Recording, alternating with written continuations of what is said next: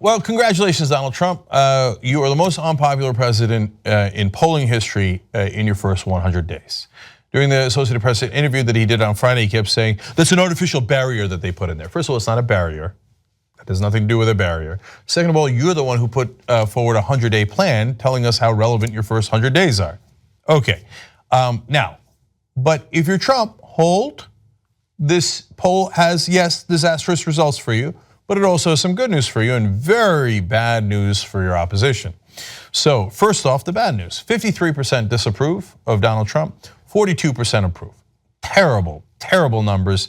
Presidents are historically the most popular in their first 100 days. In fact, I'll give you a comparison. Barack Obama, who Trump and the Republicans told us was very unpopular, not accurate. In his first 100 days, he had a 69% approval rating and only 26% disapproving. That is an enormous 27-point lead on Donald Trump. But if you say, okay, well, fine, Obama was unbelievably popular. No, most presidents in their first 100 days, they just got elected and they get goodwill and the American people are understanding and hopeful, do really well. In fact, here, let me give you the average of all the presidents who were polled in their first 100 days. 69% approval, 19% disapproval. Trump nowhere near those numbers. Instead, he's underwater at 42 to 53. Okay, so as ABC News and Washington Post explained, he approaches his 100th day in office with the lowest approval rating at this point of any other president in polls since 1945. Oops, not good news there. The only person who even comes close, but even doesn't match him, is Gerald Ford. And that is because he had pardoned Richard Nixon within his first 100 days. And that was deeply, deeply unpopular. And Gerald Ford still did 6 points better than Donald Trump. Okay, so more bad news for Trump. Majority say Trump lacks the judgment and the temperament it takes to serve effectively. 6 in 10 doubt his honesty and trustworthiness, see him as out of touch and don't think he understands the problems of people like them. 56% say he hasn't accomplished much in his first 100 days, and 55% say he doesn't follow a consistent set of principles in setting policy. And that's not the half of it. So lots of bad numbers. There are a couple of decent numbers. They're a little split on whether he has violated his campaign pledges yet. I think that number will get progressively worse for him as he has basically done everything to rebuild the swamp and build it bigger and swampier than ever. So I think even his good numbers will, or mediocre numbers will start to go down for him. He brags about how he, well, 53% still think I'm strong, and it's not a bad number. And it's one of the few that he has to hang on to, and it is one of his strengths. I actually would concede some of that. But again, for the context, he's at 53. Obama was at 77% for strength in his first 100 days. Okay, now back to good news for Donald Trump. Among those who report having voted for him in November, 96% today say it was the right thing to do. A mere 2% regret it. Wow. So despite all the bumbling, fumbling, the ridiculous statements, the failures in policy, having achieved almost nothing legislatively in his first 100 days, not having delivered on any of his promises, the wall, the travel ban, you name it. Still, only 2% of his supporters have backed away. The rest are like, yeah, rock and roll, that's my guy.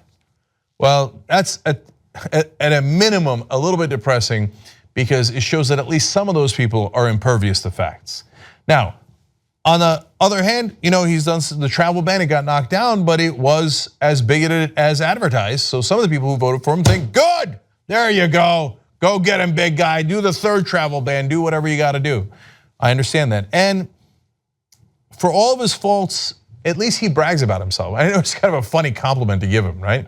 But Obama would have these massive accomplishments, added millions upon millions of jobs, and you almost never heard about it. With Trump, he adds like 70 jobs somewhere, and he's like, I'm the greatest job creator ever. I'm the best. I'm the best. All I do is do job creation. I do so much job creation, it'll make your head spin. Well, that's all his followers need. It's good enough to, to hang their hopes on. So it's also possible, and I think very likely, that those good folks and some bad folks have not gotten all the facts yet on Donald Trump. And look, the thing is, it's not me saying, oh yeah, once you find out we're right about policy. No, you'll see. He'll either create jobs or he won't. He'll either get us into international messes or he won't, and then he won't be able to hide it. 100 days is almost nothing. So he says that about what things he hasn't accomplished. I say it about his incompetence.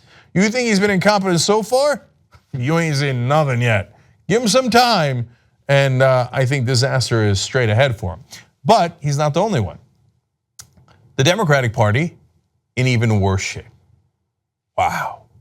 67% say the Democratic Party is out of touch with the concerns of most Americans. Even more than say the same about Trump, and similar to the number for a Republican Party, 62%. The Democratic Party is considered more out of touch than the Republican Party. What a miserable failure the Democratic Party is. If the Democratic Party was what it used to be, actually stand up for the average citizens, stand up for workers in America, stand up for progressive policies. And by the way, progressive policies that are right now incredibly popular in the country. Well, then they would have a much better standing than they do today. Instead, I think somewhat rightfully, the American people are thinking, well, the Democratic Party is the establishment. We've got to take over the Democratic Party.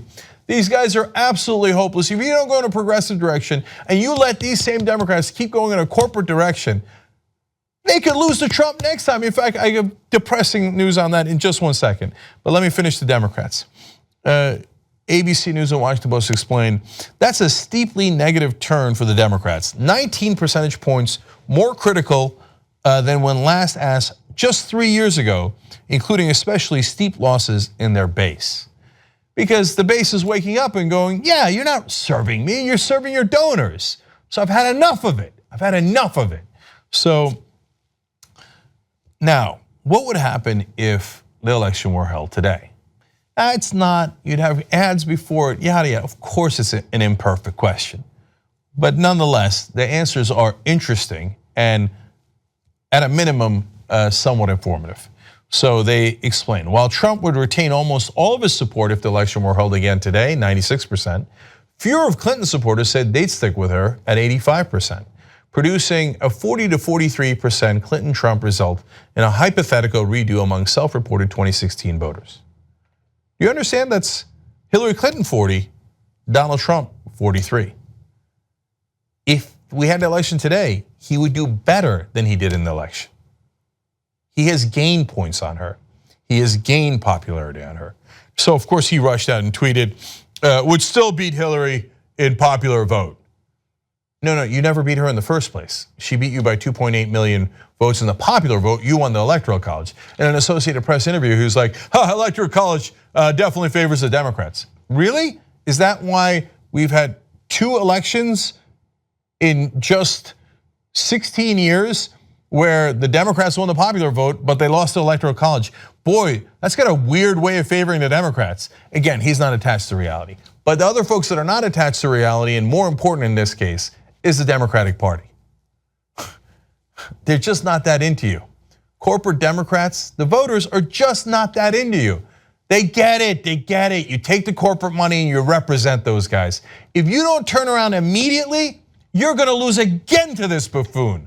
You're gonna lose again to the Republicans. To be more unpopular than the Republicans now and more out of touch than the Republican Party now is so abysmal.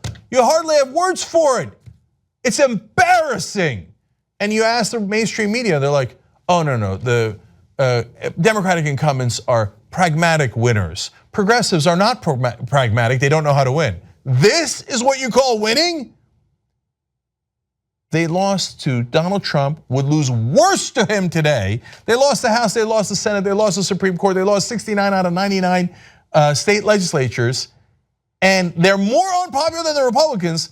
And almost everybody in the establishment press says, oh no, the Democratic incumbents are so pragmatic, they know how to win, whereas progressives don't.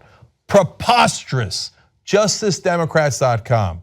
Go join the progressive wing that doesn't take corporate or PAC money and show these guys how to really run elections and how to beat the Republicans and how to beat people like Donald Trump, who is the worst, literally the most unpopular president since 1945, according to the polling in the first 100 days, and they still can't beat him. The Democratic Party is in shambles.